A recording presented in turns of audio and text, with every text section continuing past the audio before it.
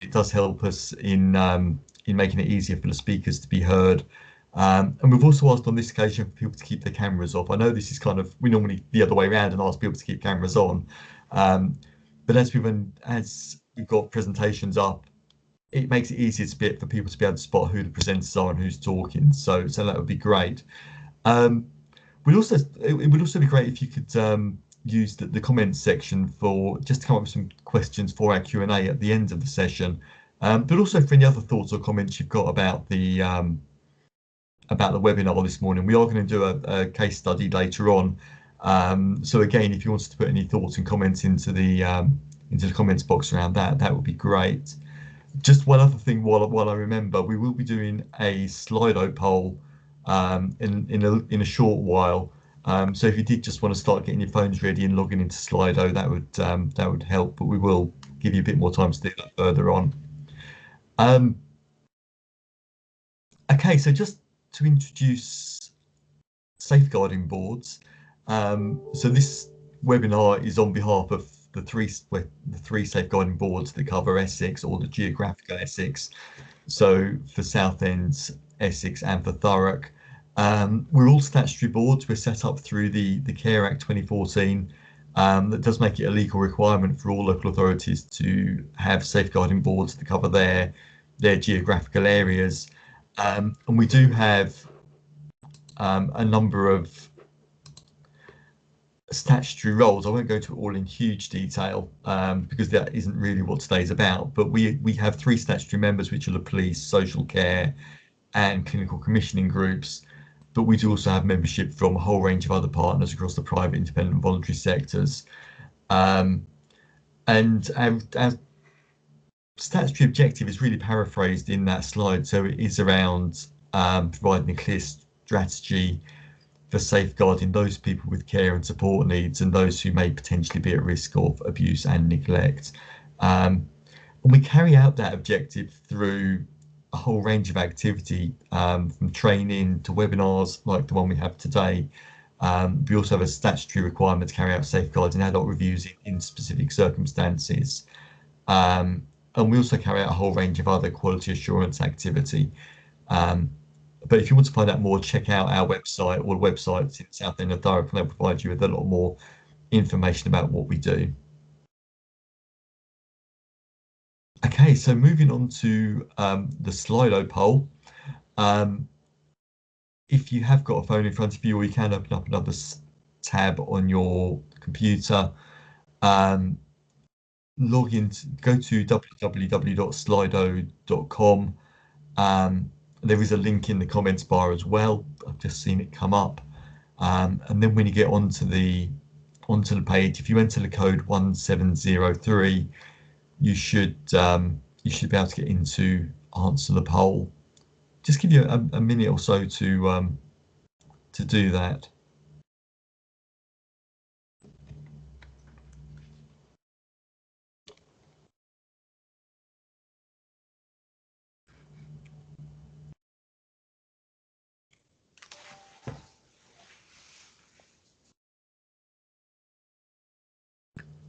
Oh, some people have already got in, and we're getting a very positive response.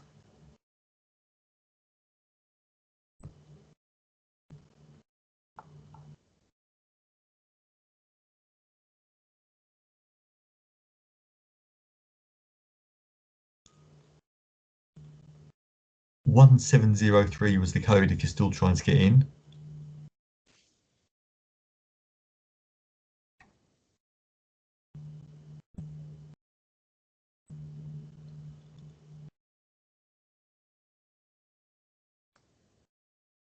Okay, numbers are definitely creeping up, but actually we've got a very switched on group this morning.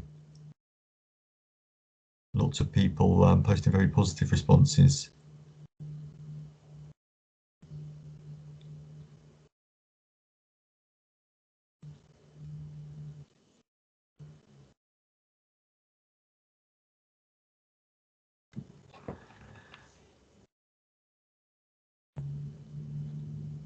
Okay, good stuff. So we had a very positive response there. Well over 100 people that felt they knew how to raise a safeguarding concern. So I think that's really positive to be able to see that. What you will be able to see shortly is a slide that will set out the numbers for if you do need to raise a safeguarding concern and you aren't aware of how to report. These are the numbers and the contact details about how you can do that, how to get into the social care, or how to get into the right numbers to raise those concerns through social care. We will circulate these slides after the event, so you'll have that information to hand. And it's also available on all of our websites should you need it. Okay, so National Safeguarding Awareness Week, just in case you're not aware of it, it's something that was begun by the Anne Craft Trust back in 2018. And they came up with the idea of having a week to highlight the different issues and themes around safeguarding. It does cover an awful lot of ground, and it was really an opportunity to highlight that and to pick up on particular areas that we can concentrate on, and to hopefully get some press interest around it as well.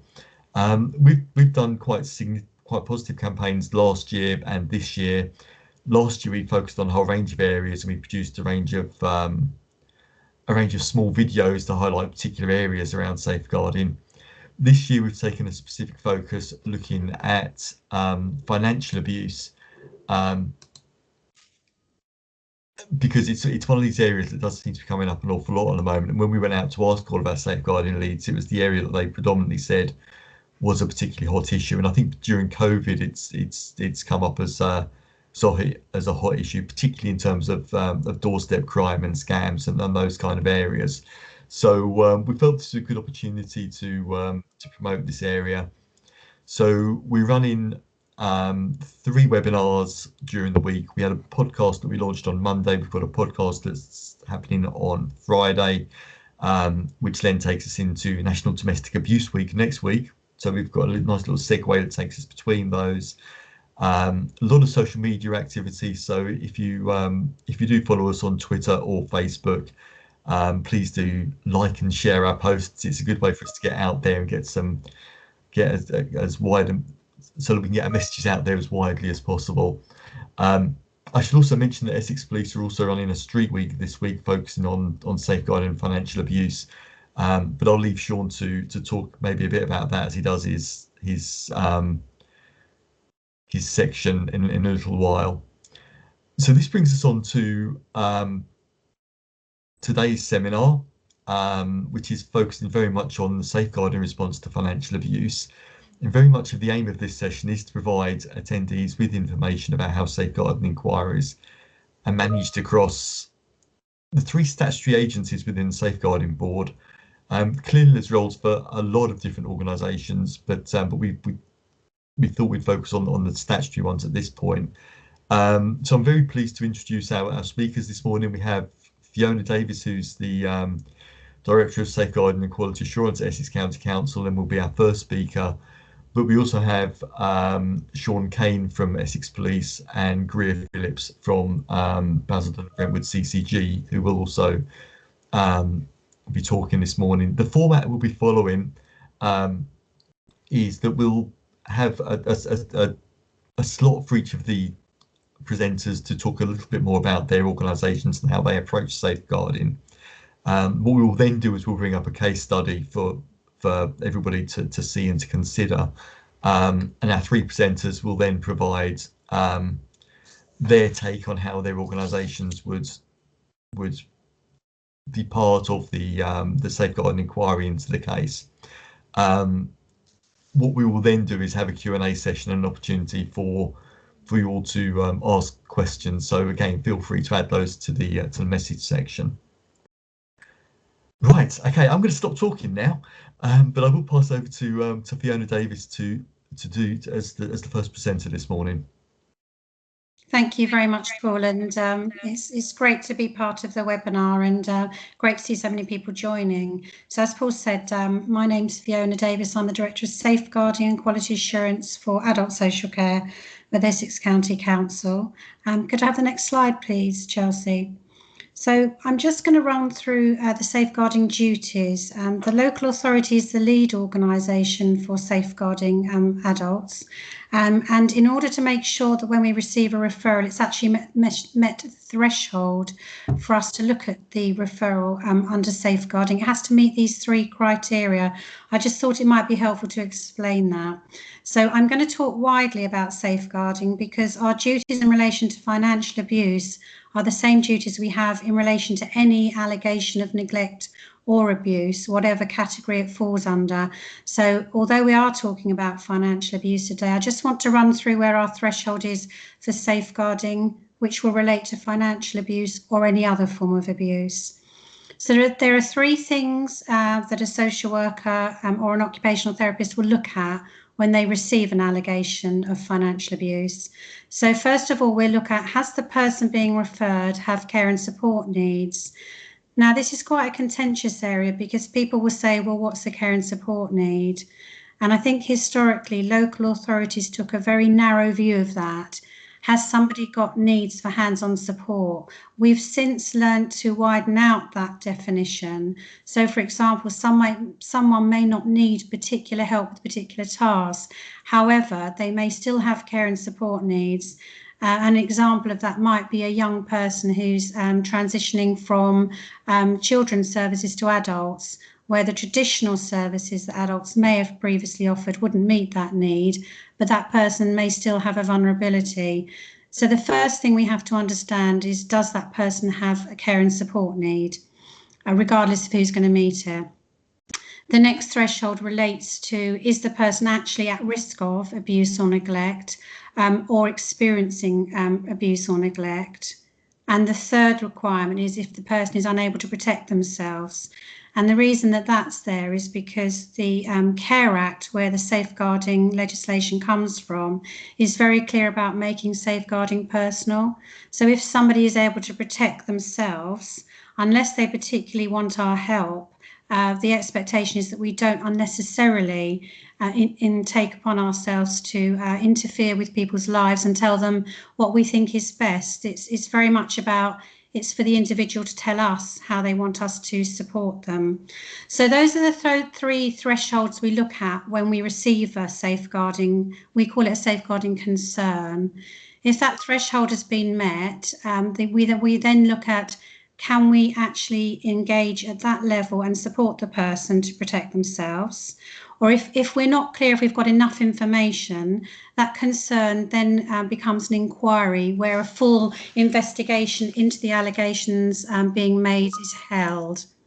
Could I have the next slide, please, Chelsea? So those are the 3 thresholds for the criteria to be met for a safeguard to be accepted by the local authority. Once we've accepted the safeguard, we apply these 6 key principles.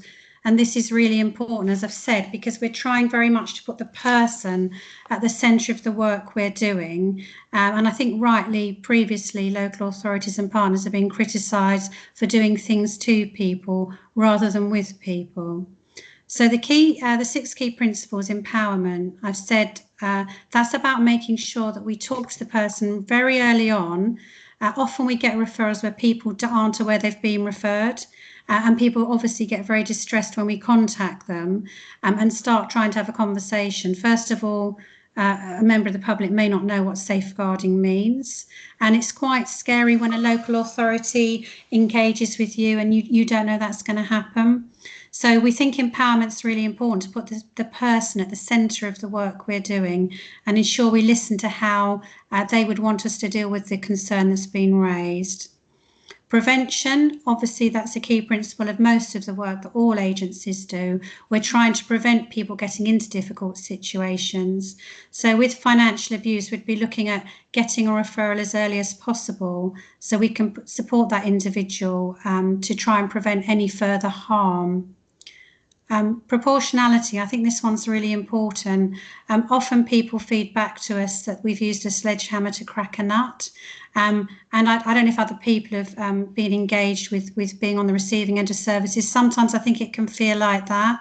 So our response to a safeguarding should always be proportional, and we should never do more harm to the person than good. So if intervening will cause more harm, we need to think really carefully about the intervention we're going to have. And that's why planning is so important, so that we can give a proportional response to the situation. So, for example, maybe not a very good example, you know, if there's an issue about somebody losing a small amount of money or property, we might take a different approach to something very serious, such as a scam. That's just an example. Protection. Obviously, the aim of the work we do is to protect people and to work in them with partnership to get the best outcomes for them that do protect them, but also retain their independence. Partnership, we're trying to ensure that we work in partnership with the person and other agencies to do the best piece of work that we can with that person. And accountability, we have to be accountable for the work we do, both in terms of the person's view and the recording of that work. So those are the key principles. Is there another slide, Chelsea? Yeah, so I've referred several times to making safeguarding personal, and this was a real change in the legislation in 2014, really from the feedback from people using services that say, I want you to work with me, not to tell me what's best for me. So in terms of those principles, I've talked about it's the importance of taking all safeguarding partners on board and taking the broadest approach we can to establishing safeguarding arrangements. So, for example, making sure that if the police are the best agency to deal with a financial concern, that we engage and talk to them about that, or alternatively, if another organisation is better placed, perhaps because their service knows the adult involved, that we engage with them fully about that. It's vital that all organisations recognise the adult safeguarding arrangements are here to protect individuals. We've already made reference to that. And very importantly, in making safeguarding personal, recognising the person as an individual. So that's person's life experience, their history, their cultural or religious needs, the fact that people have different preferences and different lifestyles, and that's okay. We have to be really careful in working in safeguarding that we don't put our value judgments and our unconscious bias into the work we do with people, which can be very difficult sometimes. I think that's the last slide for me, is it, Chelsea? Yes, it is. Yep, that's great. Thank you, Fiona. That's really helpful. Okay, I'm going to swiftly move on to Sean, if you're there. If you could do your slots. Yeah. Good morning, everybody. If I could have the first slide, I can just use that as a minute to just give the one before that, please, Chelsea, would be great. Oh, okay, that's fine. I will start off just by saying good morning to everyone, and I hope everyone is well under these circumstances. As it says there, I'm Detective Chief Inspector Sean Kane from Essex Police, and I'm really pleased to have this 10 or 12 minute sort of input around raising awareness of safeguarding in relation to financial abuse. Fundamentally, my PowerPoint and this presentation will cover how safeguarding cases are managed in Essex Police, specifically the response to the report of the safeguarding concern, whether or not it's a crime, how it should be reported, and how it will be investigated. So if I could have the next slide, please. So with this presentation, apologies, it is fairly front-facing. In terms of the bullet points, they're there for you to read, but I will fill in the background around this introduction to this awareness raising. Obviously, everyone is entitled to protection of the law and access to justice, and there's lots of different types of abuse that, as you would imagine, the police deal with and become aware of. The most common criminal offences are theft and fraud. And in relation to this theme and financial abuse, research shows women are twice as likely as men to be victims of elder financial abuse. And that is basically the majority of that we see, the ages between 80 and 89 and living alone, or those who are single or widowed are also at risk. Just for your information there around some of the statistics. The interface between safeguarding adult procedures and criminal investigations can require clarification sometimes, and that's due to expectations of what the police are going to do and how far we can go working with partners to protect the individual or individuals concerned. And that is also clarifying roles and responsibilities. Some responsibilities are shared and others are clear statutory legal requirements on authorities and the police to act accordingly. And then in the last bullet point, you can see there, although the local authority has the lead role in undertaking safeguarding inquiries or requesting others to do so, where criminal activity is suspected, early involvement of us, the police, is essential. And police investigation should be coordinated with the local authority who may support other actions, but we will always take the lead in that criminal investigation requirement. If I could have the next slide, please.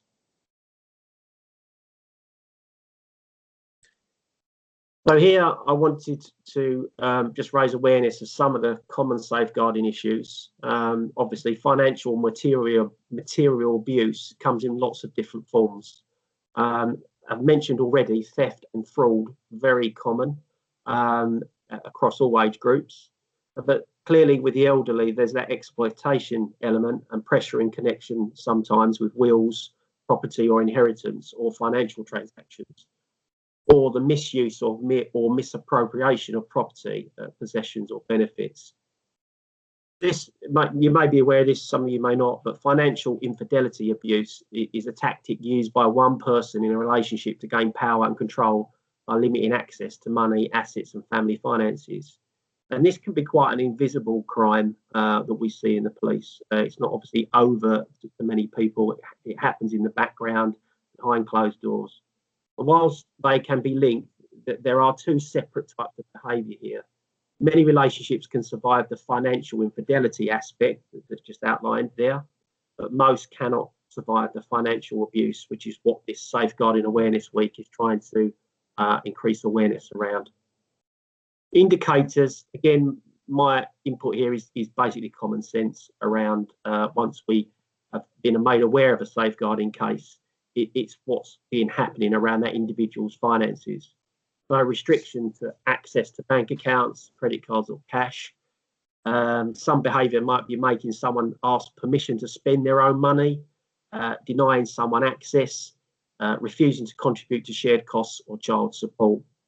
And this links into Fiona's sort of update regarding the 6 key principles. Obviously, proportionality and our interaction obviously can sometimes be very daunting, certainly for victims, around the police and the authoritative nature of that we represent.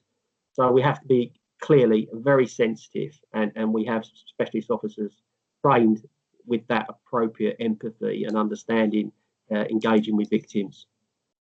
So finally, responding to a concern, we would ask that carers, people that come into contact with any concern like this, gather more information or evidence as to what is occurring, and basically talk to the person. It might seem really common sense, but it needs to be put out there in terms of how we communicate. All of us have a duty of safeguarding. And alert the person's financial institution or bank. Again, this is very broadly intended to raise awareness, because I do appreciate the sensitivities around families and carers and certain boundaries we don't want to cross. But with the person's permission, obviously assistance to support them to alert their bank if that's the case. And there, obviously, contact the local adult protective services and the police. Have the next slide, please. So, is it a crime? As you can imagine, the police, we are very much citizen focused in terms of understanding the people in our communities of all age groups, backgrounds, diversity. So our primary focus when any concern or information comes into the police well is to ensure the safety and well-being of the person concerned, or the adult in this case who's alleged to have been harmed. In an emergency situation, we would ask people to phone the police or an ambulance and use 999. Non-emergency, you can dial 101 or go online at the Essex Police website and report online. Anyone can report a crime or suspected crime to police or a concern. And what we train police officers to do is to trust their instincts. Regardless of a uniform, your instincts are usually right. And if you have that gut instinct around a concern, no one would ever criticise anybody for raising that concern. So this is around encouraging people to be vigilant without sort of fearing any sort of criticism. In situations where there has been or may have been a crime committed, it is important that any evidence is preserved, secured wherever possible. Again, from a policing point of view, officers are taught to secure and preserve evidence, to put their foot on the ball, so to speak, so that we can maintain the best evidence to present towards the courts for any criminal prosecution. For professionals, partners and carers, obviously we're not expecting you to do a police investigation, but this is around, again, common sense, securing things that you might believe are important to the concern that you're raising. The police response will depend upon which criminal offences are suspected, whether the crime is still taking place, and on any other factors, such as anyone in immediate risk of harm. The police may need to attend the scene, and agencies and individuals can play an important part in ensuring the evidence is not contaminated or lost. And again, this is early notification to us in the forms that I've just described, either 999, 101 or online. We often liaise with the Trading Standards Service in relation to some crimes, particularly those relating to scams and doorstep crime. And the police will also liaise with the Care Quality Commission, abbreviated as CQC, known to many, where crimes involve mental health hospitals and care homes or care providers bring it to our attention. And next slide, please.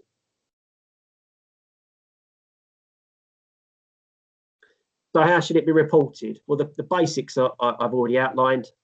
Where the local authority receives a safeguarding concern from a third party, agency or individual, consideration should be given if the information indicates that a criminal offence has or may have been committed. What I'm trying to highlight here is, if there's any doubt, again, you're not going to be criticised. Just double check and report it. And if we find a duplication, it's not a problem. Better to be safe than sorry. Following the report to police, what's known as a SETSAF document, at Southend, Essex, Thurrock Safeguarding Adult form, should be presented or emailed to that email address by professionals. That's there for everyone's knowledge. Some of you may be aware of it. Again, this PowerPoint will be circulated afterwards. And for your information, Essex Police has a direct referral process for every single police officer in the force to raise a safeguarding concern with the local authority. And that's the SETSAF I've just described. That will be completed by police for every safeguarding concern that meets the criteria of Section 42 of the Care Act. And then they'll send it to the adult triage team for further dissemination to the local authority where appropriate. It is important that when the police are completing one of these forms, they add sufficient and accurate detail to allow specialist teams and the local authority to act upon it.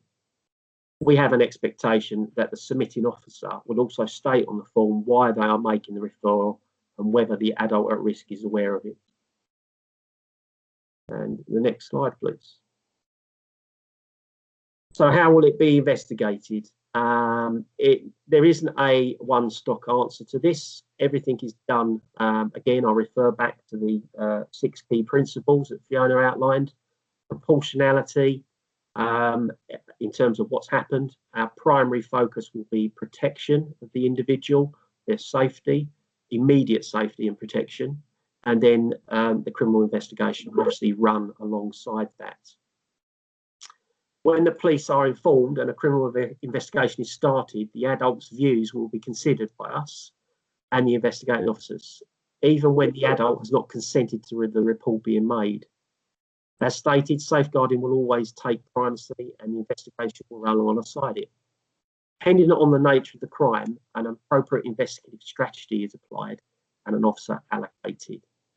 So it may well be a theft is reported by an elderly person or a concern that money is missing. So we won't jump the top level of an investigative strategy there. We will obviously gather the intelligence and information and communicate with the family and the individual, try and find out exactly what's occurred. So it's a tiered approach to the concern that's raised. That's the approach that the police have got. If an adult is disclosing potential criminal offences, any initial questioning should be intended only to elicit a brief account of what's meant to have happened. And this brief account should include where and when the alleged incident took place and who was involved, and should be recorded in writing at the time or as soon as possible afterwards. And this reason I've put this in is back to the securing evidence bit. Sometimes we can lose when we get information sent to the police. If the police aren't there in time, things can get lost. So if information is if the concern has information there that needs to be secured, we'd advise people to make a record of it. And in this day and age, obviously that's writing it down or including it in the referral document. We will then obtain a more detailed account at a later stage. What we'll do as well is, depending on the vulnerability, various methods are applied to achieve best evidence in the investigation. And this is special measures for victims with special needs. And that might be an appropriate adult to facilitate communication and understanding, and various intermediaries. All investigations are undertaken proportionately based on the evidence and subsequent CPS evidential tests. That is my input, and happy for any questions.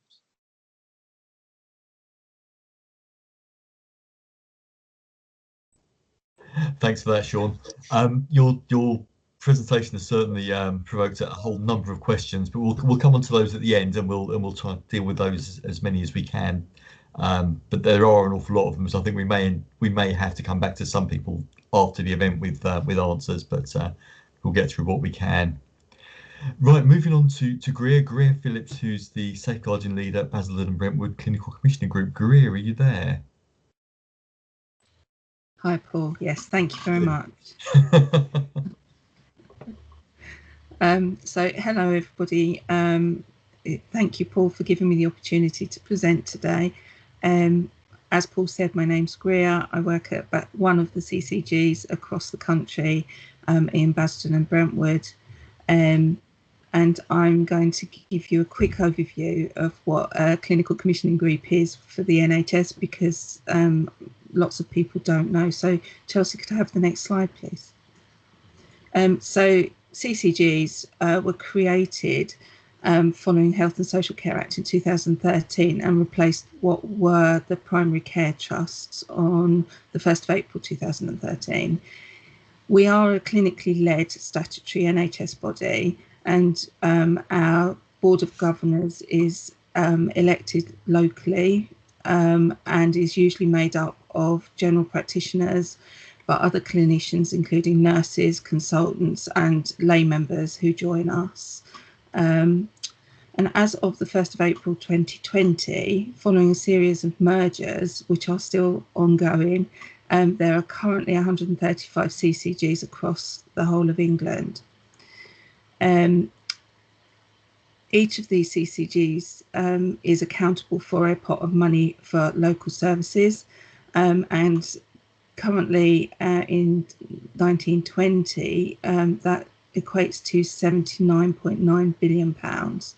It sounds a lot, but it's not really when you're commissioning the services that need to be commissioned across the NHS. Next slide, please, Chelsea. So the CCG responsibilities,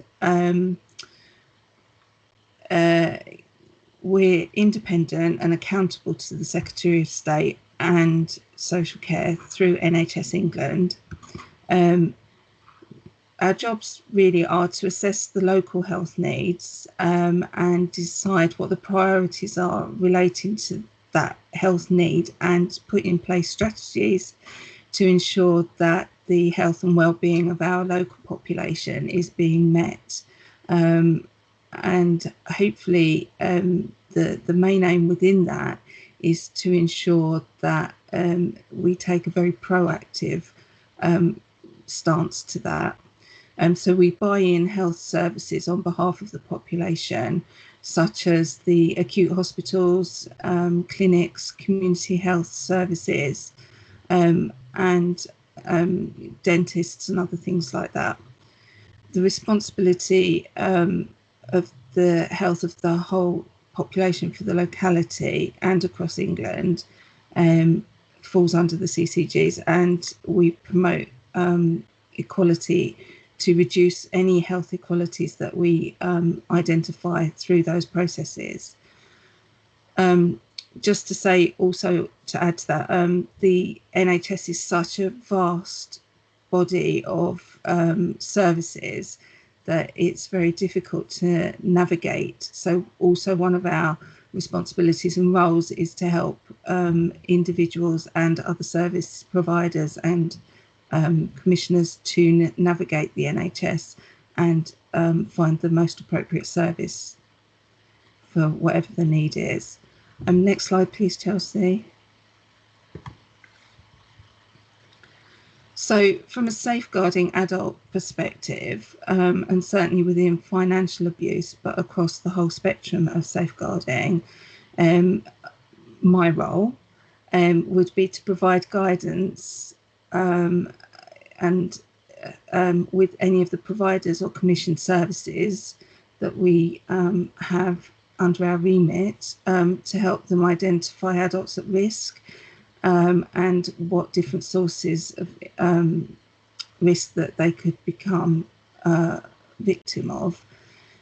We provide advice when we're commissioning services on how to improve the systems for safeguarding adults, and that's also looked at within contracts and contract monitoring.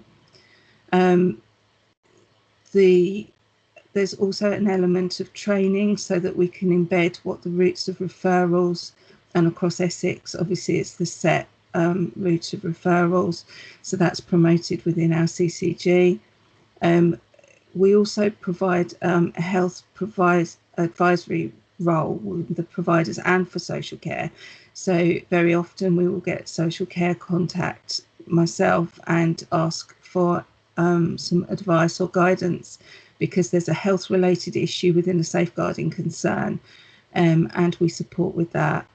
We also very much promote interagency working, work very closely with local authorities and the police and all third sector organisations to make sure that there is a coordinated response to any safeguarding concern.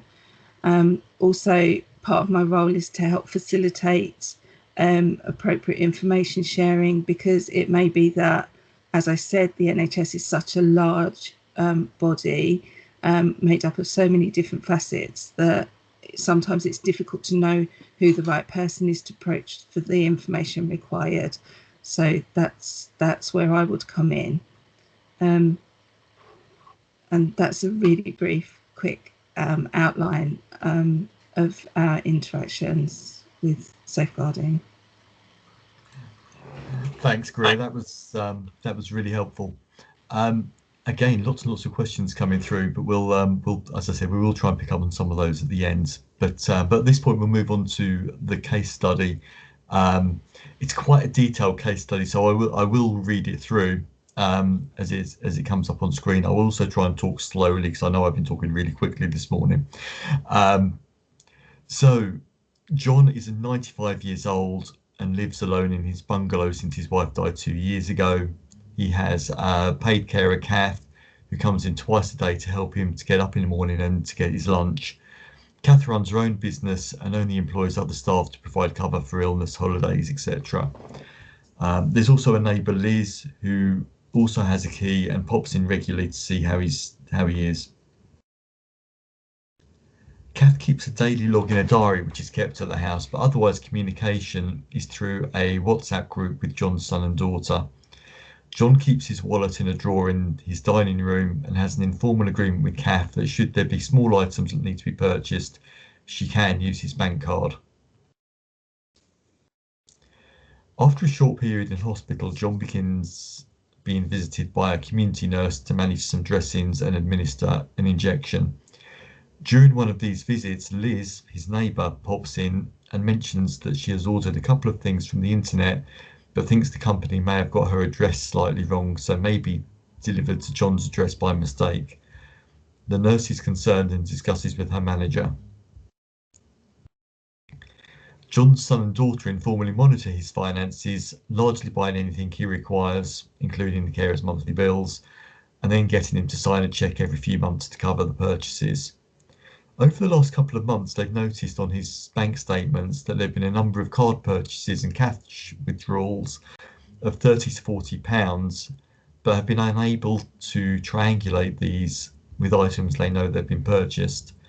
Being unsure what to do about these anomalies, they have contacted adult social care to seek advice, and as a result raise a safeguarding concern. Okay.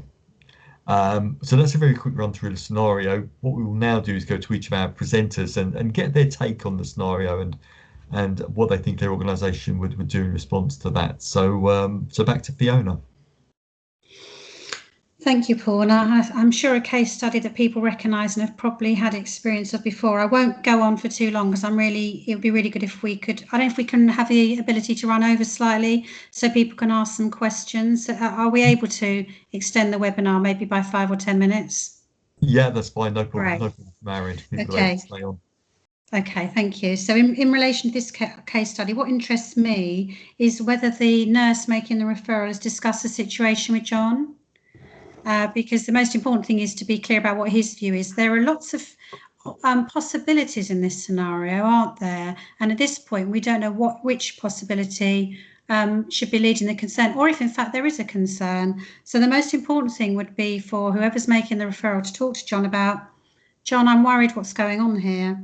And that links in with what we've talked about, making safeguarding personal, because even if there is something untoward going on, the important thing is how John wants that to be managed. So, for example, I've worked with quite a lot of people where they're very clear that they know somebody is financially taking advantage of them. It may be a family member, and their decision is that the relationship with that person is more important to them than the money. Now, that's a difficult conversation, and Sean may have a different take, but certainly in terms of how adult social care would work, we would want to know from the person what outcome they're looking for.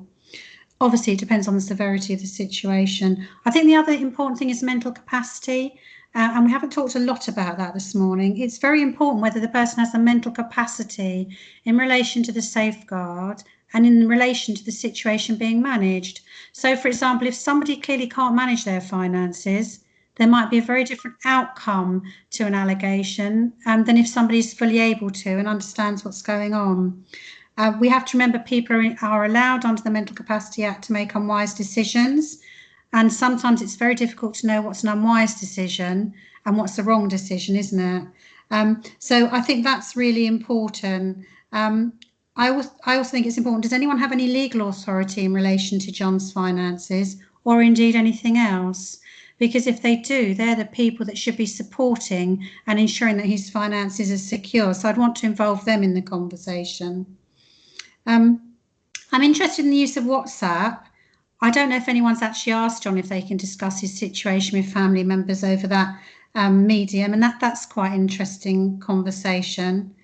And then I think it's very easy to make assumptions, isn't it? We've seen the case study. There could be, as I say, lots of lines of inquiry about what's going on, or actually everything could be fine. John could be very happy with that, and someone may very easily be able to account for the £30 or £40. Are they giving him cash every week? So I think it's really important to start with an open mind, focus on John's view, and then take it from there. Those are my thoughts, Paul, if that's helpful. No, that's great. Thanks, Fiona. Yeah, Sean, do you have any thoughts on this one? I do, and I was multi-skilling trying to answer some questions as well. You do very well. Yeah, first of all, the scenario is a really good one because it's a really common scenario that the police come in contact with on a regular basis, and it's common in life, this particular sort of setup around access to money, local agreements, civil agreements, etc. So in terms of the police response to this, we would want to know about it. From an intelligence point of view, we wouldn't be looking at any specific crime based on the information that's been presented at this stage, but we would be looking at a local community PCSO or police officer to engage with that individual and their family with agencies to get the fact, basically, around the agreements that have been made. Have they been made with consent? And is there anything suspicious there around the activity that's been mentioned in the scenario?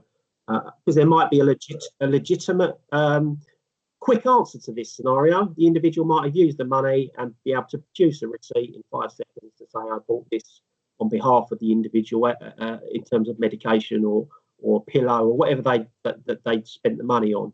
And vice versa, they might not be able to produce any evidence of that money being lawfully obtained with consent and being used. So in summary, the police response would be, tell us about it, and we will have a proportionate response. And in every community, we want our police officers and PCSOs to know those vulnerable locations or those vulnerable people that need that reassurance. So even if this is completely innocent, involvement of the police would be a positive thing, so we can reassure everyone involved. That's great, thanks, Sean. And on to Greer. Greer, your thoughts? Yes. So my first thoughts are around, from a health perspective, John had just been in hospital, and then the community nurse obviously is the one that picked up the concern. And for me, that is around the training that's given around every contact counts. So, you know, really listening to your patient and taking on board anything that they might say that would raise, as Sean said, that gut instinct that makes you think that something's not quite right, even though there may not be something terribly wrong.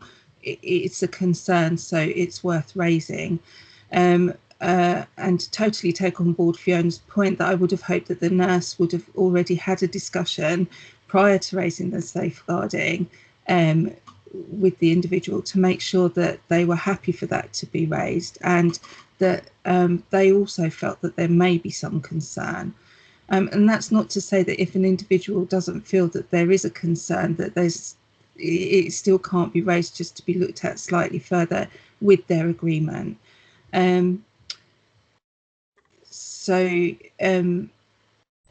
Part of the nurse's training would have been to do that within raising a safeguarding.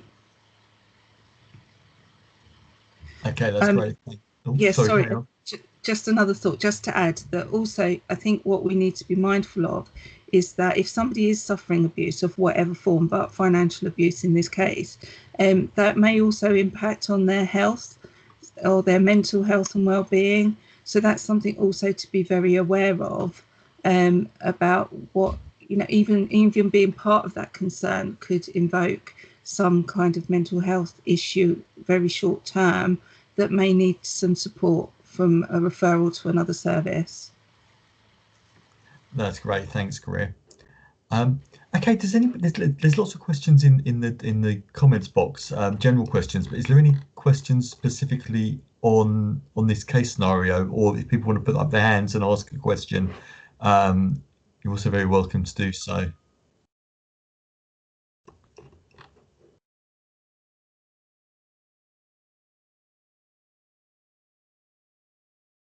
Oh, Beverly. So Beverly, do you want to? Hello. Yeah.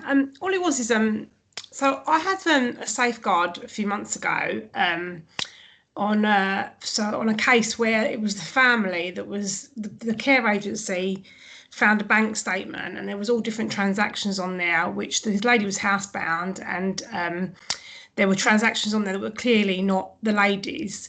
On speaking with the family told me that they were there'd been before their mother had got dementia, there'd been a verbal agreement that the granddaughter and the daughter, if they were ever short of money, they could take money from her bank account and use it.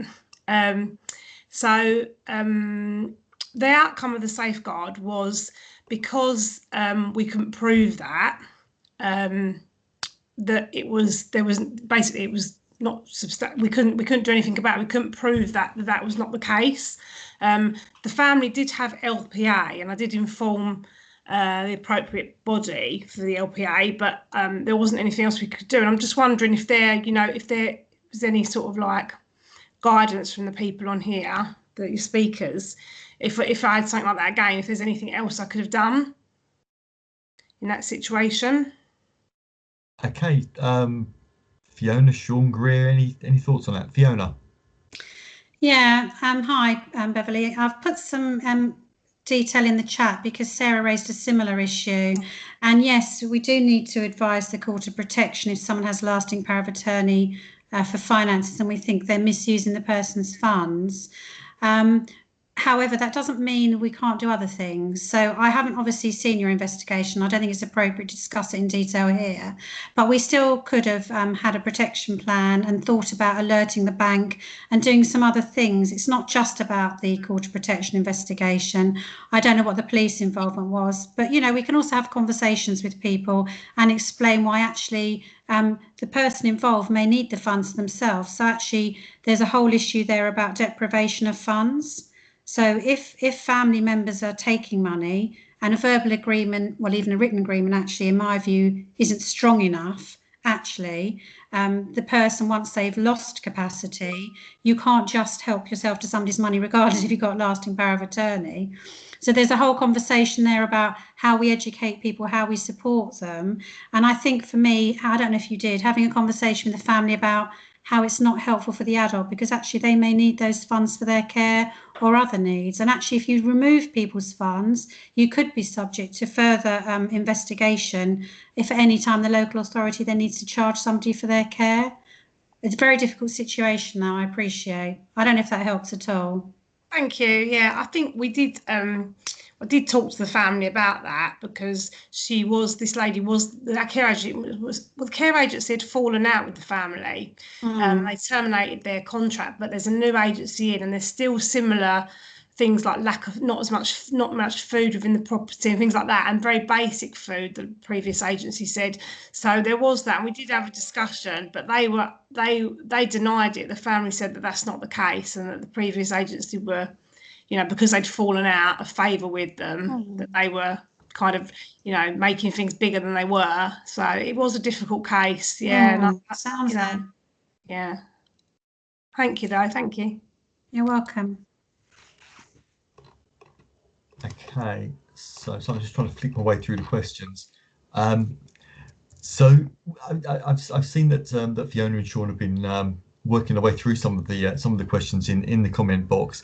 Were there any kind of particular questions that you think it's worth kind of bringing out into the main discussion? Certainly, from my point of view, a couple of the questions we're talking about video evidence and taking photographs. And that comes back to my presentation around securing and preserving evidence regarding that concern. My advice, well, not my advice, this is what you need to do, wherever possible in terms of photographs, obtain consent from the individual, unless exceptional circumstances apply. If it's that serious, then you know, take a few photos on your phone. That'll assist the police. In terms of video evidence under achieving best evidence for the police, Section 28, a new piece of legislation that's just recently come in, allows victims to be attend court, but by links like this, by video links, and that legislation can be circulated at a later date from after this meeting, just to assist professionals in that ability or that capacity that we can help victims. And the final comment regarding this little scenario that was just mentioned there, the police have thresholds that they have to meet in terms of taking a prosecution forward, and those are set by the CPS. So just for everyone's understanding, it's not sometimes that we have a lack of appetite to prosecute people. If the evidence isn't there, then it is fairly binary. We can't take it forward, but we can do other things and support civil proceedings where applicable, in the case that was just mentioned around helping themselves to money, etc. Hopefully that's a little bit more info. I think, Paul, it's also about working together across agencies. So I think sometimes we get very hung up on, you know, the criminal prosecution or how we're going to kind of punish the person that we think may have done wrong, but actually the most important thing is protecting the person. And often there are lots of other things we can do across the agencies. You know, social care can do joint visits with the police or other partners to kind of look at reducing the risk. And I've talked in the chat a bit about a protection plan. That's where we really plan with the person about, okay, this is the problem, what can we do to minimise that risk? And I think that's really important. No, absolutely, and I think that's certainly very much the board's kind of role, is to try and help those agencies to work together. So absolutely agree with that one. Sean, you wanted to come in again? Yeah, just one more point for everyone's awareness. Some of you may be aware, some of you may not. Last year at the National Safeguarding Awareness Week, Essex Police deployed what's known as Street Weeks, and that was a physical thing that we could do in terms of engaging with people in communities, elderly people, vulnerable communities, to get that face-to-face contact. This year, because of the pandemic, obviously we can't do it, but we're doing it in a virtual way. So there's lots of weeks of actions that the police and other agencies do, but Street Weeks is our vehicle that we use to get into our communities and get to know people in terms of vulnerability. It's all about knowing your ground, knowing the communities that we police and we serve in terms of safeguarding. And that goes back to my point around the police input here. Real common sense stuff. Know where to report it. Trust your instincts around any concerns, and doing the right thing really to protect people. The COVID situation has really made a lot of people feel isolated and fearful. Not just the elderly; it's affected everybody. So on the presentations that Paul's going to circulate, it's just making that wider awareness of who to inform, SETSAF, referral, email, etc., and understanding what we can do together to protect people. And it's not an easy thing. It's very complex, as has been drawn out of this Q&A session. There isn't a one-size-fits-all, I'm afraid. But what there is there's a real desire to protect and help people. And I can say that from an Essex Police point of view with confidence. Thanks for that. We've got quite a few hands went up there. Julie, do you want to come in first? Hi, everyone. I just wanted to talk just quickly about the impact from a provider point of view. So a few years ago, we had a spate of incidences. We're going into people's own homes, which is really difficult as a provider in terms of how we risk assess and protect the customer and our staff. But in quite quick succession, we had a number of concerns coming in from customers with money being taken from the home. And just to pick up on Fiona's point in terms of, you know, being really worrying as a provider that, you know, that there's something going on, but the multi-agency approach, so working with a lead from the Essex Police, the organisational safeguarding team, ECC's counter fraud, CQC, and you know, we never resolved it. We never got to a point where we could determine who it was, and it stopped once we put some measures in place.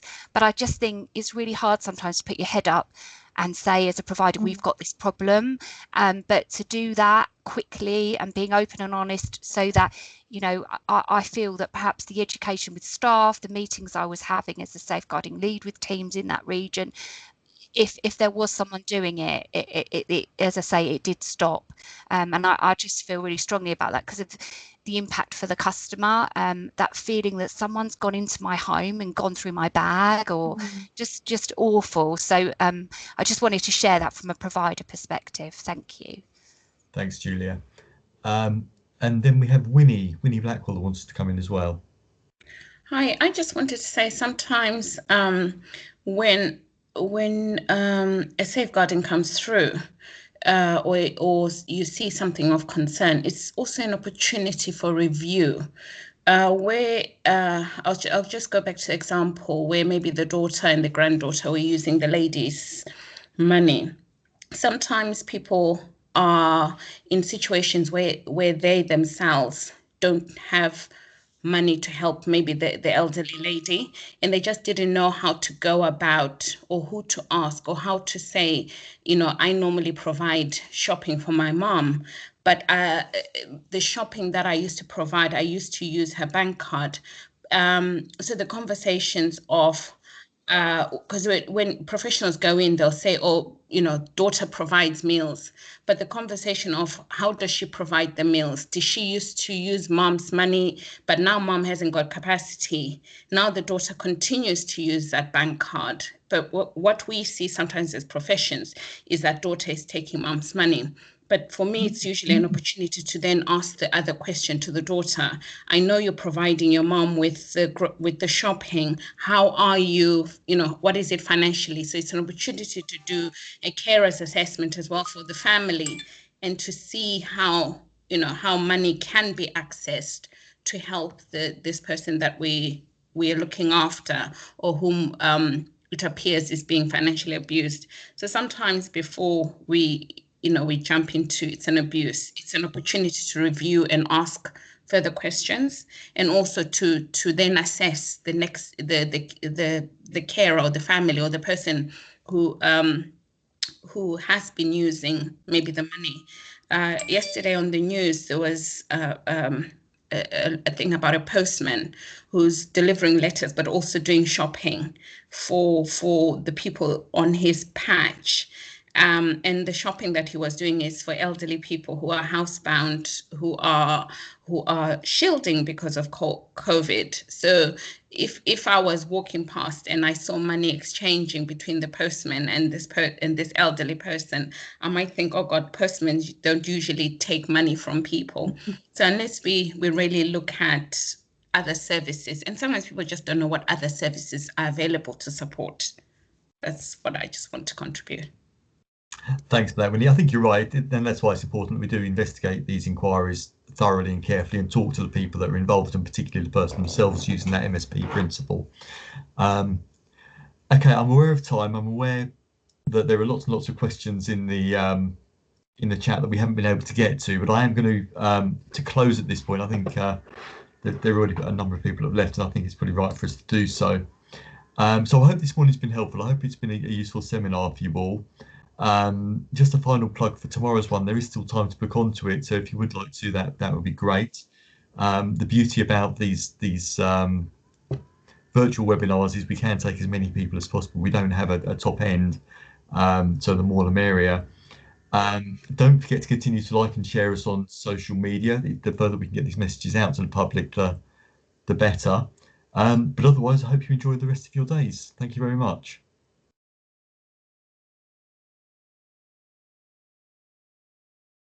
Lovely, thank you. Thank you very much. Thank you very much. Thank you.